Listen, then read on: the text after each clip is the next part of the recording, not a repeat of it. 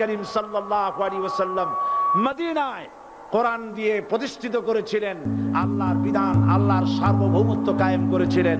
কোরআন সংবিধান হলো, চুরি বন্ধ হলো, ডাকাতি বন্ধ হলো, জেনা বন্ধ হলো, হত্যা বন্ধ হলো, ধর্ষণ বন্ধ হলো, সব কিছু বন্ধ হয়ে গিয়ে মুসলমানেরা শান্তি লাভ করলো, পৃথিবীর মানুষ শান্তি লাভ করলো। সুবহানাল্লাহ। আজ মুসলমানেরা শত্রু চেনে না, বন্ধু চেনে না। বন্ধুকে বানাইছে শত্রু, শত্রুকে বানাইছে বন্ধু। কে বন্ধু কে শত্রু চিনাই দিবেন কে? আল্লাহ। বলেন কে দিবেন? আল্লাহ রাব্বুল আলামিন কোরআনে কারীমের মধ্যে পরিষ্কার করে বলেছেন, লাতাজিদান্না শাদ্দান নাসি আদাওয়াতান লিল্লাযীনা আমানুল ইয়াহুদা ওয়াল্লাযীনা আশরাকু। আল্লাহ পাক বলছেন, হে রাসূল, মানুষের ভিতরে দুইটা শ্রেণী মুমিনদের জন্য সবথেকে জঘন্য দুশমন। কয়টা শ্রেণী? দুইটা। একটা হলো ইহুদ আর একটা হলো মুশরিক। একটা হলো ইহুদি আর একটা হলো মুশরিক। এটা হলো তোমাদের দুশমন। আর আজ আমাদের দেশে, পৃথিবীর বিভিন্ন দেশে মুসলমানেরা মুশরিকদের সঙ্গে সম্প্রীতি বাড়াচ্ছে, মুসলমানদের সাথে শত্রুতা বাড়াচ্ছে। আজ আমার দেশে পূজা পার্বণে বাধা নাই। পূজা পার্বণে বাধা আছে? পূজা পার্বণে বাধা নাই। বাধা কোথায়? কোরআন শরীফের তাফসীর মাহফিলে। কোরআনের তাফসীরের মাহফিলে বাধা দেওয়া হচ্ছে। গান বাজনায় 144 ধারা নাই, কিন্তু কোরআন শরীফের মাহফিলে 144 ধারা দেওয়া হচ্ছে। যারা দিচ্ছে তারা আবার ওমরাও করে, হজও করে। ওরা আমাদের বলে আমরা নাকি ধর্মের নামে রাজনীতি করি। বলে না? আমরা নাকি ধর্মের নামে রাজনীতি করি। আমি বলি, ধর্মের নামে আমরা রাজনীতি করি না, আমরা ধর্মীয় রাজনীতি করি। কথাটা বুঝে আসছে কিনা? ধর্মের নামে রাজনীতি তো সেই ব্যক্তি করে 1996 সনের নির্বাচনের আগে যিনি মাথায় পট্টি বেঁধেছিলেন, যিনি শপথ গ্রহণের সময় হাতে তসবিহ পরেছিলেন। ধর্মের নামে রাজনীতি তিনি করেছেন। আজ অনেকগুলি ডিগ্রি পেয়েছেন তিনি, অনেকগুলি ডিগ্রি পেয়েছেন। কয়টা? মুখস্থ হয়ে গেছে আপনাদের। শকুনেরা, শকুন যদি গরুর গোশত কিনে খাওয়া লাগতো, 80 টাকা কেজি দরে শকুনে এত গোশত কিনে খাইতে পারতো না। লেখাপড়া করে যদি ডিগ্রি নেওয়া লাগতো, এত ডিগ্রি কপালে জুটতো না। পয়সা দিয়া ম্যানেজ করা ডিগ্রি, কিন্তু 9টা নিলে কি হবে? আসল ডিগ্রিটা এখনো বাকি আছে। আসল ডিগ্রি কোনটা? নির্বাচনের আগে পট্টি বেঁধে তসবিহ নিয়ে গোটা জাতিকে যে সফলভাবে প্রতারণা করতে আপনি পেরেছিলেন, মহা প্রতারক হিসেবে সেই ডিগ্রি আগামী নির্বাচনের মোক্ষম সময় জনগণ আপনার গলায় পরায় দেবে।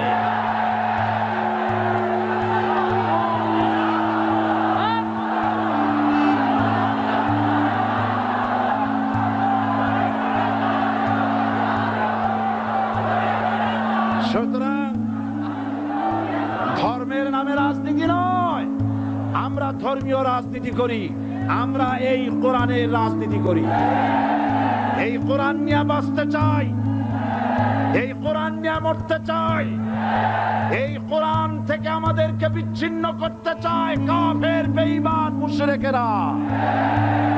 ও আমার জাতি, কোরআন থেকে যারা বিচ্ছিন্ন করতে চায়, তোমরা কি তাদের বিরুদ্ধে জিহাদের জন্য প্রস্তুত থাকবে?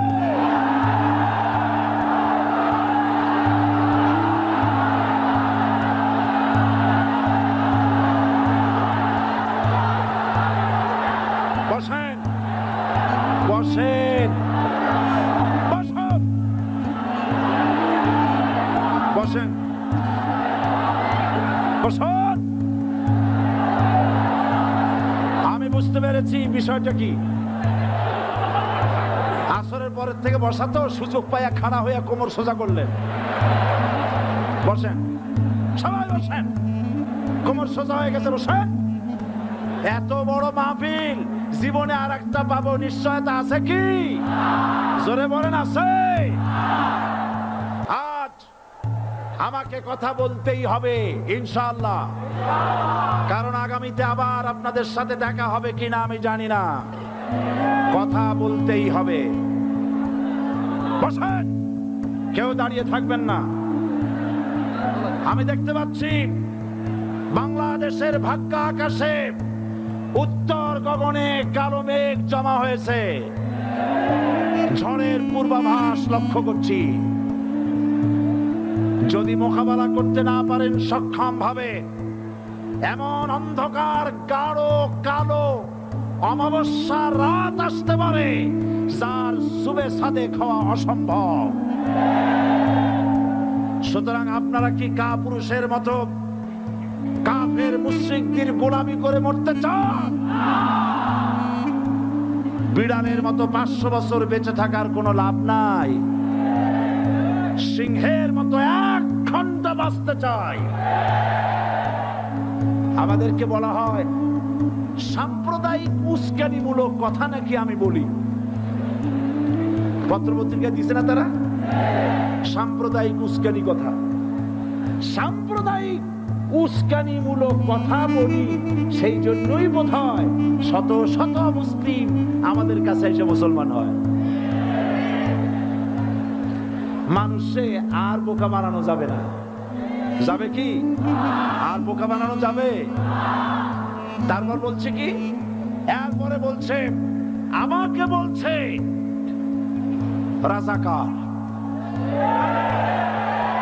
শুনে রাখো চট্টগ্রামের লক্ষ লক্ষ জনতা, পার্লামেন্টে যখন আমাকে এই কথা বলা হয়েছিল, আমার পার্লামেন্টের কলিগ জাফরুল্লাহ চৌধুরী সাহেব বসে আছেন এখানে, জাফরুল ইসলাম চৌধুরী বসে আছেন পাশে, প্রধানমন্ত্রী সুদ্ধা, অন্তত 3 শতাধিক পার্লামেন্টের সম্মানিত সদস্যরা সেদিন বসা। 1997 সনের বাজেট বক্তৃতা যখন আমি করতেছিলাম, ডক্টর কুদরতে খোদা, নাম রাখছে কুদরতে খোদা, আসলে গজবে খোদা। এই লোকটি নাস্তিক, ইসলামের চূড়ান্ত দুশমন। তার প্রণীত শিক্ষা ব্যবস্থার যখন সমালোচনা করছিলাম, ট্রেজারি বেঞ্চ থেকে আমাকে বলা হলো রাজাকার। আমি আমার সমস্ত শক্তি একত্রিত করে বলেছিলাম, শুধুমাত্র হিন্দুস্তানের রাজাকারেরাই আমাকে রাজাকার বলতে পারে। আমি বলেছিলাম 1973 সন পর্যন্ত আমি বাংলাদেশের কোন রাজনৈতিক দলের নেতা এবং কর্মী ছিলাম না।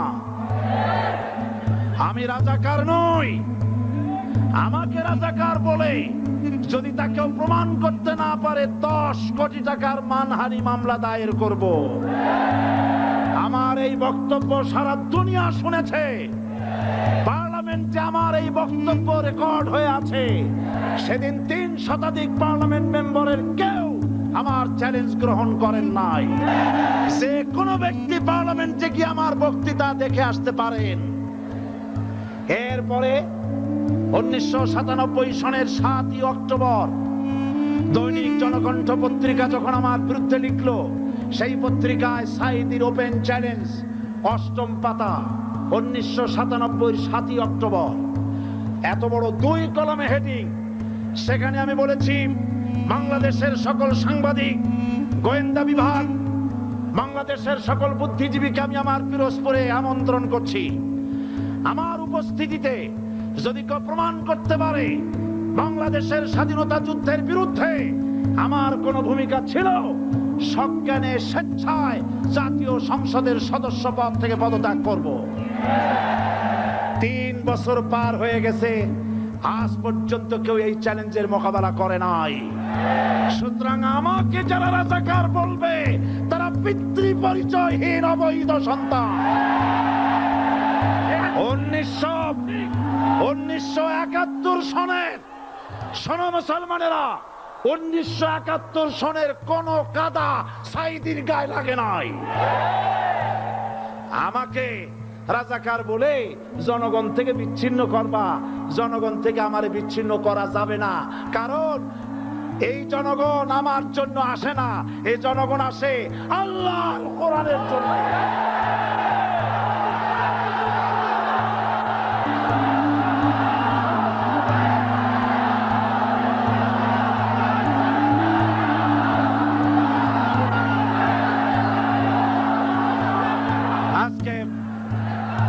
যারা ইসলামের কথা বলে, যারা ইসলামের কথা বলে তারাই রাজাকার, তারাই মৌলবাদী। মৌলবাদী বললে আমরা অসন্তুষ্ট হই না, কারণ মৌলবাদী শব্দটা আসছে মূল থেকে। মৌল শব্দ এসেছে মূল থেকে। মূলবাদী তার মানে যারা মূলে আছে। মূল হলো কোরআন, মূল হলো হাদিস, মূল হলেন আল্লাহ, মূল হলেন আল্লাহ রসুল। আমরা আছি মূলে। এখন বলেন তো মূলের শক্তি বেশি না আগার শক্তি বেশি? আমাদের যারা মৌলবাদী বলে ওরা হলো আগাবাদী। মূলে আছে কত কোটি? 12 কোটি। মূলে আছে কত কোটি? আর আমাদের যারা মৌলবাদী বলে ওই থাকো গাছের আগায়, আমরা মূলে। লাভালাভি বেশি করবা না, 12 কোটিতে গাছের গোড়া আসতে নানা দেবে, মামু বাড়ি দিল্লি গিয়ে পড়বা, বাংলার জমিনে জায়গা হবে না। এ কথা বিশ্বাস করো। বাংলাদেশের মুসলমানদের শরীরে এক বিন্দু রক্ত থাকতে শয়তানের তৈরি করা ধর্ম নিরপেক্ষ মতবাদ বাংলার জমিনে কায়েম হতে দেওয়া হবে না, হবে না।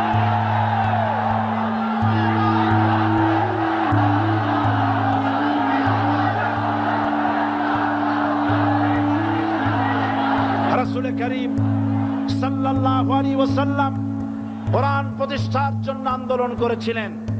আয়াতুল কুরসি আমাদের সে কথাই শিখেছে। আল্লাহ রাব্বুল আলামিন বলেন, আল্লাহু লা ইলাহা ইল্লা হুয়াল হাইয়ুল কাইয়্যুম। প্রাণ খুলে পড়েন, আল্লাহু লা ইলাহা ইল্লা হুয়াল হাইয়ুল কাইয়্যুম। আল্লাহ হচ্ছেন তিনি যিনি ছাড়া কোনো ইলাহ নাই, আইনদাতা নাই, বিধানদাতা নাই। আমরা মানুষের তৈরি করা আইন মানি না। 12 কোটি মুসলমানের দেশে আইন তৈরি করবে মানুষ, আমরা মানব না। পার্লামেন্টে তৈরি হতে হবে কোরআন দিয়ে, পার্লামেন্টে আইন তৈরি হতে হবে কোরআন দিয়ে।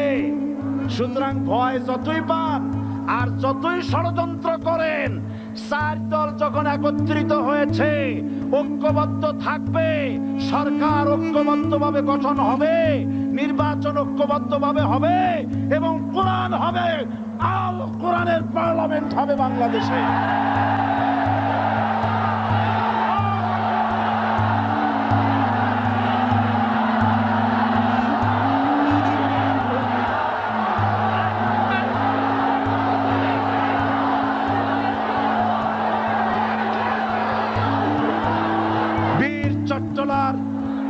বীর চট্টলার মুসলমানেরা, বীর চট্টলার মুসলমানেরা স্বাধীনতার ঘোষণা এই চট্টগ্রাম থেকে স্বাধীনতার মহান ঘোষক প্রেসিডেন্ট জিয়াউর রহমান সাহেব দিয়েছিলেন। এই চট্টগ্রাম থেকেই ইসলামী রাষ্ট্রের ঘোষণা হবে।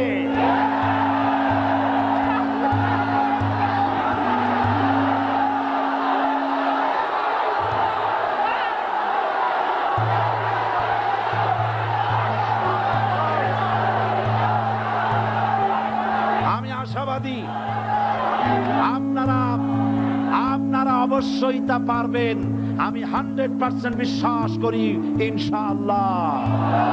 কারণ যে ষড়যন্ত্রের মোকাবেলা করে স্থানীয় রাজনৈতিক দলের নেতৃবৃন্দ কোরআনের মাহফিল সিনায় এনেছেন, আমি প্রথম দিনই বলেছি চট্টগ্রাম তাফসীরুল কোরআন মাহফিল কোন রাজনৈতিক দলের প্রতিনিধিত্ব করে না। এটা কোন জামাত শিবিরের একক সম্পদ নয়, এটা চট্টগ্রামের মুসলমানদের কলিজার টুকরা তাফসীরের মাহফিল। সুতরাং এই মাহফিল চট্টগ্রামে থাকবে ইনশাআল্লাহ কিয়ামত পর্যন্ত। 144 ধারা 288 হয়ে গেছে, ষড়যন্ত্র পায় পায় চলে গেছে। আমি ওই সব ছেলেদের বলি, সরকারি দলের ছাত্র হইয়া মুসলমানদের বিপক্ষে যাইও না। এদেশের ভাগ হয়ে গেছে দুটো শিবির, বোঝাই যাচ্ছে। একদিকে ভারতের পা চাটা গোলাম নাস্তিক মোরতাদ শ্রেণীর বুদ্ধিজীবী এবং তাদের মদতপুষ্ট সরকার, আর একদিকে ইসলামী শক্তি, ইসলামী দল আর দেশপ্রেমিক জাতীয়তাবাদী শক্তি। একদিকে হিমালয় পাহাড় আর একদিকে সূচো ইঁদুর। আল্লাহ বিজয় দেবে মুসলমানদের। কাদের বিজয় হবে? বাংলাদেশে কোরআনের রাজ কায়েম হোক, তাকে আপনারা চান? কারা কারা চান তো হাত উঁচু করে দেখান। দাঁড়াবেন না, দাঁড়াবেন না।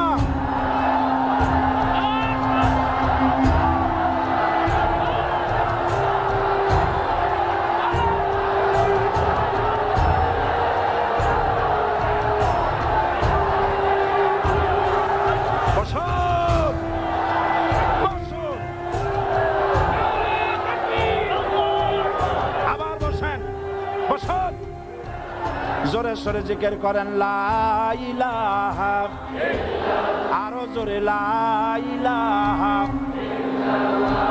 লা ইলাহা।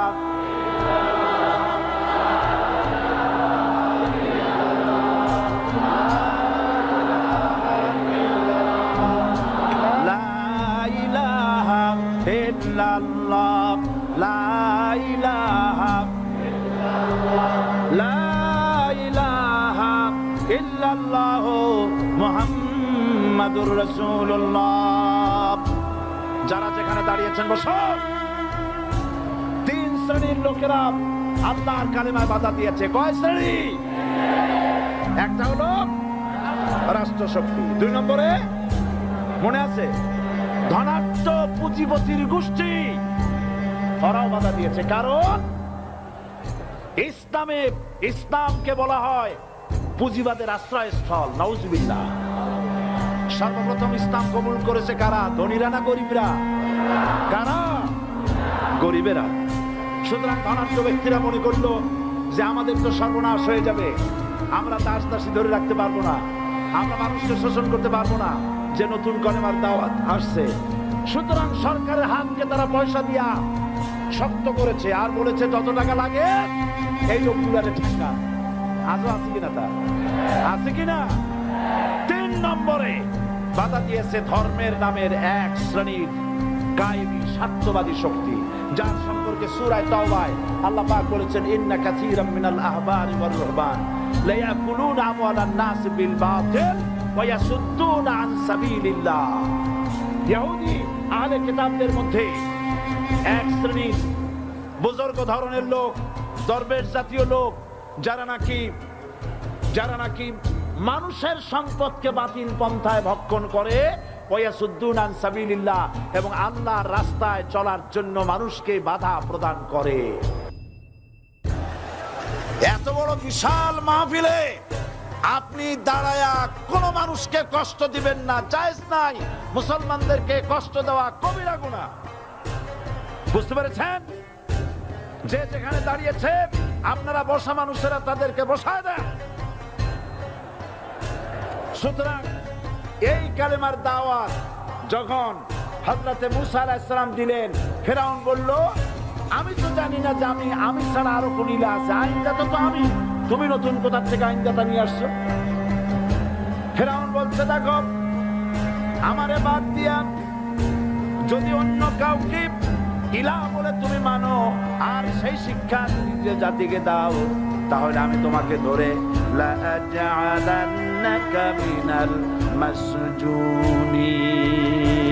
আমি তোমাকে কারারুদ্ধ করব, আমি তোমাকে জেলখানায় ঢুকিয়ে দেব। রাষ্ট্রশক্তি প্রথম বাধা দিল কারা? বলেন সবাই। সেই বাধা কি ওখানে শেষ হয়েছে না এখনো আছে? আছে কিনা জোরে বলেন। আমি তোমাকে জেলখানায় ঢুকাবো। হযরত মুসা আলাইহিস সালাম বলেন ফেরাউন রে, জেলের ভয় আমি করি না, আমার জেলের ভয় দেখায়া লাভ নাই, আমি আল্লাহ পাকের পয়গম্বর হযরতে মুসা আলাইহিস সালাম। ফেরাউনের দলবল আছে, লোক লস্কর আছে, তার অস্ত্রের অভাব নাই। আল্লাহ রাব্বুল আলামিন মুসা আলাইহিস সালামের কাছে একটা অস্ত্র দিয়া দিলেন। দিছিলেন কিনা? দিছিলেন কিনা? আল্লাহ পাক হযরত মুসাকে বলেছেন, ওয়া মা তিলকা বিয়ামিনিকা ইয়া মুসা। মুসা রে, তোমার হাতে ওটা কি? মুসা আলাইহিস সালাম বললেন, এটা লাঠি। আল্লাহ পাক বললেন, ফেলে দাও লাঠি। লাঠি ফালায় দিলেন। কি হয়ে গেল? হিয়া হাইয়াতুন তাসআ, লাঠি হয়ে গেল। এখন লাঠি পড়ে সাপ হয়ে গেল। সাপ দেখে নবী ওলি হোক, সাহাবী হোক আর আলেম হোক, সাপ দেখলে ভয় করে না মানুষের? মুসা আলাইহিস সালাম ভয় পেয়েছে। আল্লাহ রাব্বুল আলামিন হযরত মুসাকে শোনায় দিলেন, খুযহা ওয়া লা তাখাফ সানুঈদুহা সিরাতাহাল উলা।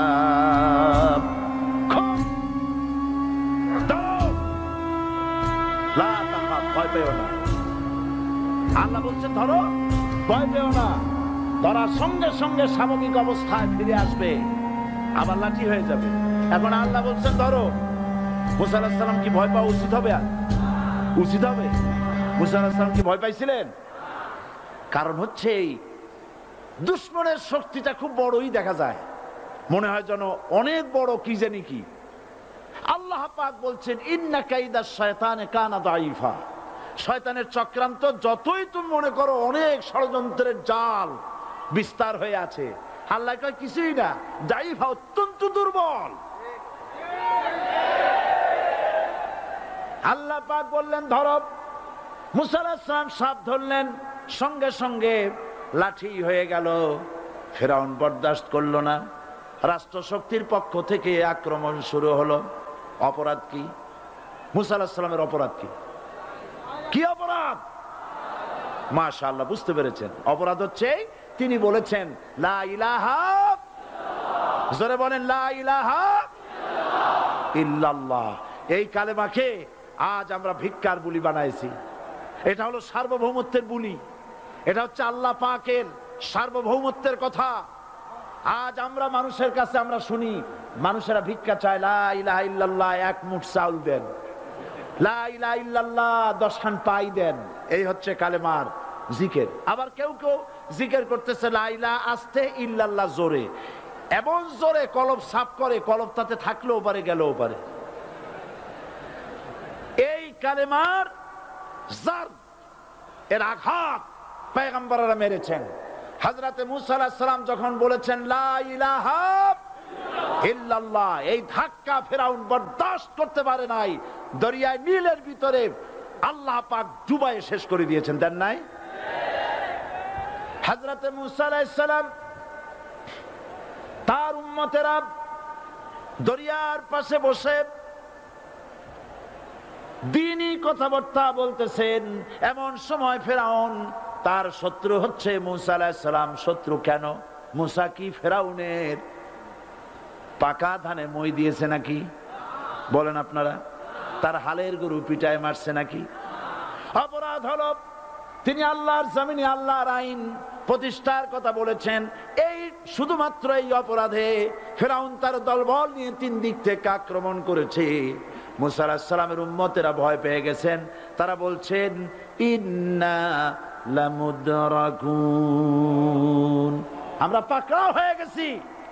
3 দিকে সাড়াশি আক্রমণ, 3 দিকে শত্রু, একদিকে দরিয়া, পালাবার রাস্তা আছে? হযরত মুসা আলাইহিস সালাম ভয় পেয়ে গেলেন, সারেন্ডার করলেন না। হযরত মুসা আলাইহিস সালাম বললেন কাল্লা, কখনো নয়, ভয় পাওয়ার কোনো কারণ নাই। রব্বি সায়াহদিন, অবশ্যই আমার রব আমার জন্য রাস্তা করে দিবেন। ভয় পাইও না, আমার রব রাস্তা করে দিবেন। আল্লাহ রাব্বুল আলামিন হযরত মুসা আলাইহিস সালামকে অর্ডার করলেন, হাতের লাঠি দিয়া দরিয়ার উপরে আঘাত করো। হযরতে মুসা আলাইহিস সালাম দরিয়ার উপর আঘাত করলেন। রাস্তা ছিল দরকার একটার। এক বাড়িতে আল্লাহর হুকুমে লাঠি দিয়ে একটি আঘাত করার সঙ্গে সঙ্গে হযরত মুসার তার সঙ্গী সাথী দরিয়া পার হওয়ার জন্য দরিয়ার মধ্যে দিয়ে আল্লাহ 12টা রাস্তা পয়দা করে দিলেন। সে আল্লাহ আছে না নাই? এত আসতে বলেন কেন? ভয় পাওয়ার কারণ আছে? রাষ্ট্র শক্তি বাধা দিয়েছে সমস্ত নবীদেরকে। কেন? নবীদের চরিত্র খারাপ? জোরে বলে, নবীদের চরিত্র খারাপ? নবীদের চাইতে মাসুম বেগুনাহ উন্নত চরিত্রের মানুষ আল্লাহর আকাশের নিচের জমিনের উপরে আর হয় নাই। তোমরা যে সামনে তাদের পিছনে দৌড়াও, অমুকের সৈনিক, নেতা নেতা করে মরো, এইসব নেতা যাদের পিছনে দৌড়াও, এই নেতাগুলি, আমি জিজ্ঞেস করি আপনাদেরকে, এই নেতাগুলি জীবনে একবারও জেনা করে নাই? এ ব্যাপারে অনুসারীরা আপনারা কি নিশ্চিত? মিথ্যা কথা জীবনেও কয় নাই, প্রতারণা করে নাই, ঠাট্টা করে নাই, বিদ্রুপ করে নাই, মদ খায় নাই, মানুষ হত্যা করে নাই। কিসের নেতা? নেতা হচ্ছেন সেই ব্যক্তি যিনি বলেছেন, ও আমার স্ত্রীরা, ও আমার সাহাবীরা, রাতের আধারে আমার মধ্যে যা আচরণ দেখতে পাও, দিনের আলোতে আমার মধ্যে যা দেখতে পাও, সবগুলি খুলে খুলে মানুষের কাছে বলে দাও। তার নাম বিশ্বনবী মুহাম্মদ রাসূলুল্লাহ সাল্লাল্লাহু আলাইহি ওয়াসাল্লাম।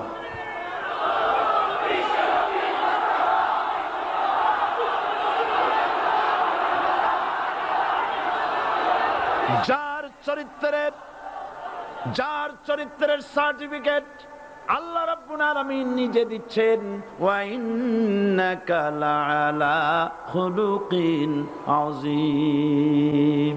নবী হে, উন্নত চরিত্রের উপরে আপনি প্রতিষ্ঠিত। সুবহানাল্লাহ। কে সার্টিফিকেট দিচ্ছেন? আযীম, আযীম। আরবিতে চওড়াকে বলা হয় আরিদ, গভীরতাকে বলা হয় আমিক। কত প্রশস্ত, যা মাপার কোনো ফিতা নাই, কত গভীর, যা মাপার কোনো যন্ত্র নাই, এইটাকে আরবিতে বলা হয় আজিম। সুবহানাল্লাহ বলতে ইচ্ছে করে না? ও নবী, তোমার চরিত্র এমন যা মাপার মতো যন্ত্র পৃথিবীতে নাই। এই সার্টিফিকেট দিলেন কে? সমস্ত নবীরাই চরিত্রবান, নবীরা মাসুম বেগুনাহ। সুবহানাল্লাহ বিহামদিহি। সেই নবীরা মার খান নাই? খেয়েছেন কিনা বলেন? কারা মেরেছে? রাষ্ট্র শক্তি। কারা মেরেছে? কারণ নবীরা বলেছেন লা ইলাহা ইল্লাল্লাহ। পড়েন সবাই, লা ইলাহা ইল্লাল্লাহ। আপনিও যদি নবীদের মতো, সাহাবীদের মতো বুঝা এই কলেমার দাওয়াত দেন, বাধা আসবেই। বোঝাবুঝির ব্যাপার, বুঝতেই সারলো। কত মাহফিল হয় বাংলাদেশে, হয় না? কোনো বাধা নাই, ঠিক কিনা? কত পূজা হয়, পার্বণ হয়, গান হয়, থিয়েটার হয়, গুনাহগার বিবির গান হয়, কত কিছু হয়। কোনো বাধা আছে? তাফসীরের মাহফিলে বাধা। কারণ ওরা বুঝতে পেরেছে এ তাফসীরের মাহফিলে গাজীর গীত হয় না, এ তাফসীরের মাহফিলে আল্লাহ সার্বভৌমত্ব কায়েমের আন্দোলন চলে।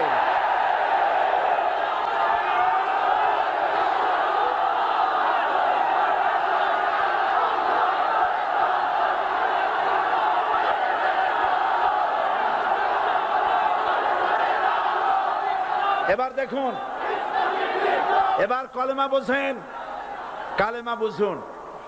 বঙ্গভবনের সামনে দাঁড়ায়া, গণভবনের সামনে দাঁড়িয়ে আপনি যদি কালেমার জিকির করতে থাকেন, লা ইলাহা ইল্লাল্লাহ, লা ইলাহা ইল্লাল্লাহ, লা ইলাহা ইল্লাল্লাহ, লা ইলাহা ইল্লাল্লাহ, 2-1 ঘন্টা, 2-4 ঘন্টা, দেখবেন অফিসাররা এসে বলবে, না জানি কোন খাজা বাবা আসছে, আসেন আসেন, নিয়ে খাইতে দেবে, হাদিয়া দেবে।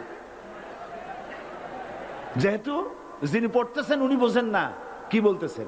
আর যারা দাওয়াত দিয়ে নিয়ে গেল ওরা টের পাই নাই যে কি কি শুনে দাওয়াত দিতেছে।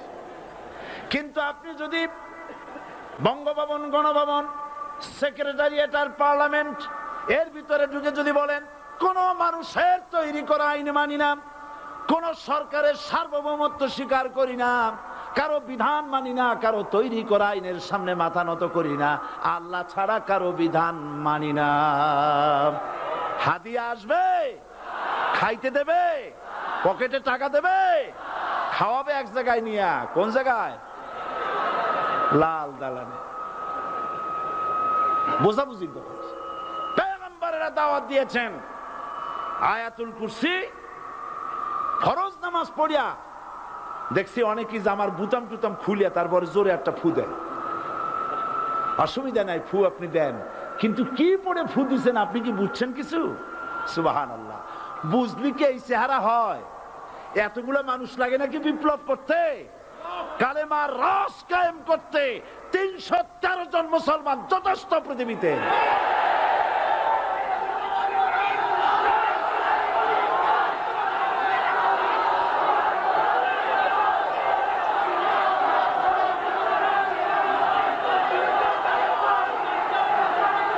আল্লাহ পাক কোরআনে কারীমের মধ্যে আল্লাহ পাক বলেছেন এমন একজন নবী পাঠাই নাই। ইয়া হাসরাতান আলাল ইবাদ, বান্দার উপরে আফসোস। আহারে, কে বলতেছেন? আমার আল্লাহ। বলেন আমার আল্লাহ। তিনি আফসোস করছেন। আফসোস, একজন পয়গম্বর এমন পাঠাইলাম না, একজন রাসূল পাঠাইলাম না যার সাথে এরা ঠাট্টা করে নাই, বিদ্রুপ করে নাই, পাগল বলে নাই, মারে নাই। আহা, অপরাধ কি? আল্লাহর সার্বভৌমত্ব প্রতিষ্ঠার অপরাধ। হযরত ইব্রাহিম আলাইহিস সালাম তিনি যখন এই কালেমার দাওয়াত দিয়েছেন নমরুদের বিরুদ্ধে, নমরুদ বলেছে মান আশাদ্দু মিন্না কুওয়া, আমার চাইতে শক্তিশালী আর কে আছে? আনা রব্বুকুমুল আলা, আমি তোমাদের বড় প্রভু। নাউজুবিল্লাহ। কই থেকে একটা তুমি বলছো লা ইলাহা ইল্লাল্লাহ, আমি তো ইলাহ। হযরত ইব্রাহিম আলাইহিস সালাম কি কালেমার দাওয়াত পেশ করার অপরাধে অগ্নিকুণ্ডের ভিতরে ফালাবার ব্যবস্থা হয়ে গেছে। আল্লাহ পাক সব ঘটনা কোরআনে বলে দিয়েছেন কিনা বলেন? কেন বললেন এই সমস্ত কথা?